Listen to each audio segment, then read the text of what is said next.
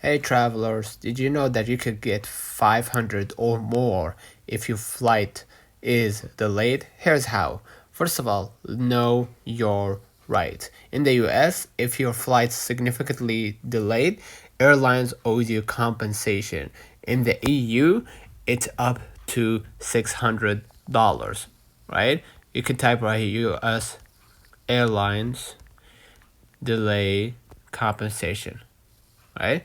And you can be able to see that passengers are entitled to automatic refunds for flights that are canceled, significantly delayed, or experienced. As for the EU, right?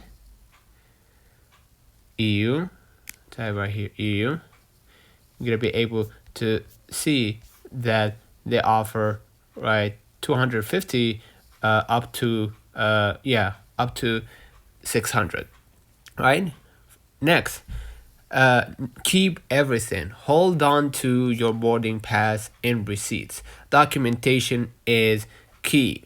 Okay, so make sure to have your own document. Next, ask nicely, then firmly. Start with the customer service, right? Ask for compensation, right? You could go to any airline. Uh, let's say Flyadale, right? Yeah, Flyadale. You're gonna be able to go to talk to their customer service, right? Um, and you're gonna ask for compensation, right? By scrolling a little bit down right here to there. Let me scroll a little bit down. You're gonna find the help center right here, or contact us.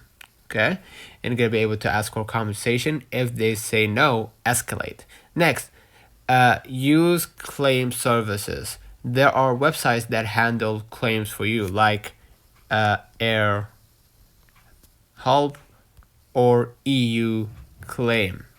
Okay. Next, be persistent. Okay.